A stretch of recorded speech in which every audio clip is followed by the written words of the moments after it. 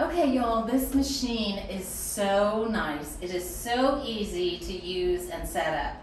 I'm gonna show you what to do here.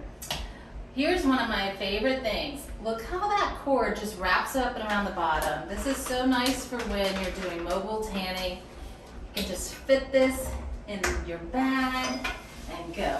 All right, so we get power. And then here's our wand. The cup unscrews from the bottom. Set that down for now. All right, now here we put in the juice. Generally, each body is going to take about 2 ounces. But I like to fill it up at least halfway. Because you can always pour back any excess when you're done. And then you just screw that on. Make sure that's tight, but not overly tight. You don't want to do it so tight that you're like stripping any of that. All right, now for the hose. Look how long it is. That is awesome because you're not tied to your machine. All right, this end, voila. You're just pressing it in there. There's not even a thread or anything. It's just pressing it in. Now, the back side of the machine is where we're gonna put this one. Same thing, just press. This one you wanna make sure it's nice and tight.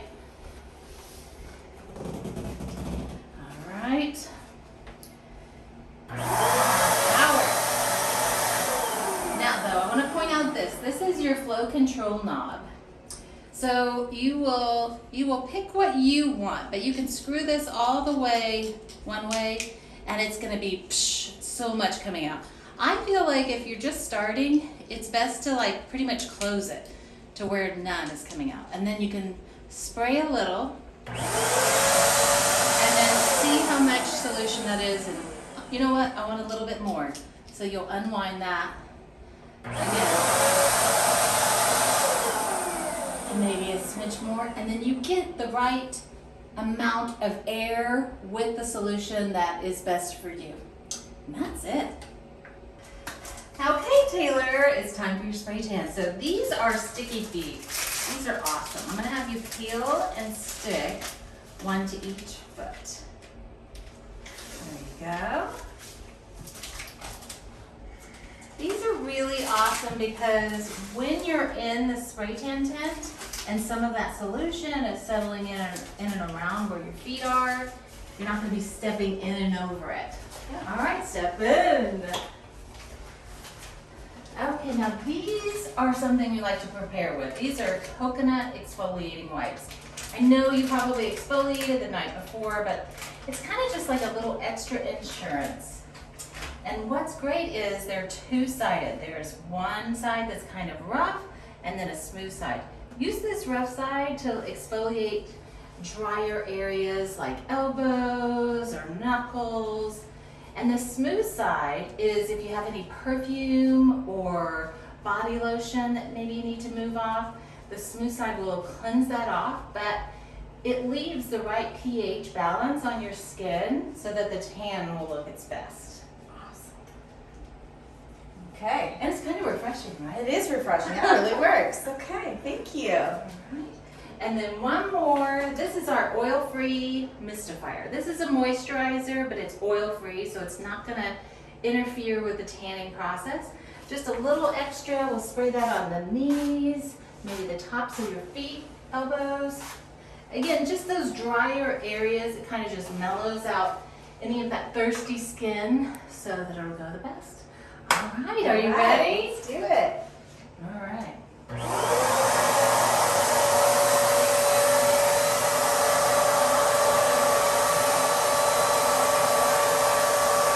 And it's a little cold at first, but don't worry, it's worth it. And then you pop one leg out at a time.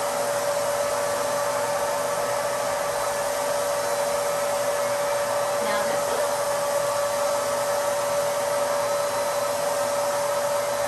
Now turn to the side.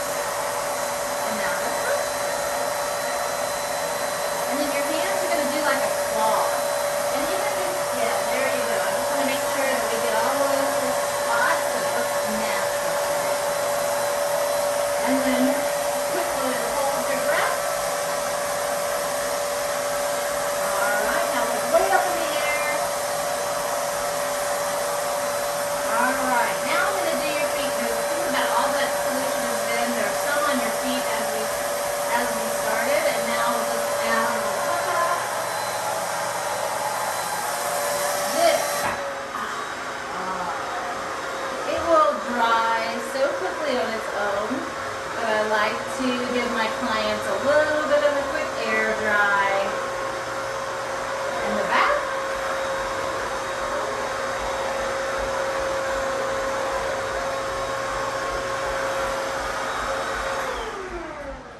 Just use this mitt for any extra little touch-ups, or sometimes if it beads up on your skin, the mitt just kind of mellows that out. Go ahead and turn back to the front and we see your hands. Just mellow any of that out. And the neck. All right, that looks great. It's already a gorgeous color. Perfect. Okay, your tan is ready to go. You're gonna love it. And it's gonna last you a good week to 10 days. But what we need you to do first is leave it on a good 4 to 6 hours before you shower. It's kind of like a set time or a cure time so that the tan will last. And then when you get in the shower, your water's gonna look brown for a second. That's just that color guide rinsing off, but your tan will stay. And as far as like good measure for taking care of it, maybe just exfoliate once every 10 days to keep that skin nice and fresh, and then no heavy moisturizers. Honestly, that mistifier is a really good one. I'll send that with you today because it's going to give you all the benefits of moisturizer, but not breaking down that first layer of skin and the tan that you have. Awesome. Okay, so you're done spray tanning, but you still have some liquid in here. Don't pour that stuff down the drain. That's money. Let's do our cleanup. Let's take the hose out, get that out of our way. And I like to just pour it back into the 32 ounce. All right, so just really basic unscrews. I'm gonna pull that lever and it kind of gets all of any of the liquid that was up through the straw. Now I'm just gonna set this in the sink for now. Pour. Let's save that liquid. Are you kidding me? That was probably $100. Spray tanning. All right, so then next we're gonna clean. So running warm to even hot water. I would rinse off the nozzle, and then you're gonna have your wand upside down. Have that liquid kind of going through the straw. When I pull that trigger, see how the liquid is coming out through the nozzle? You're gonna do that until that turns clear. It's rinsing all throughout there.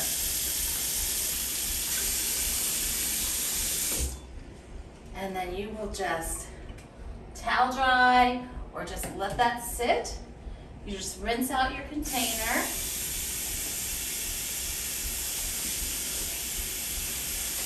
It's good to do this at the end of your day of spray tanning, because if you leave that solution sitting there,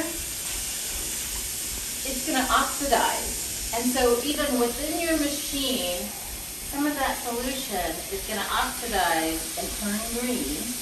And then when you go to spray tan your next client, even though you have fresh solution coming through, it's running through that expired product because it's been aged and sitting in the air, and it's gonna mess up your tan. So clean it every time at the end of the day.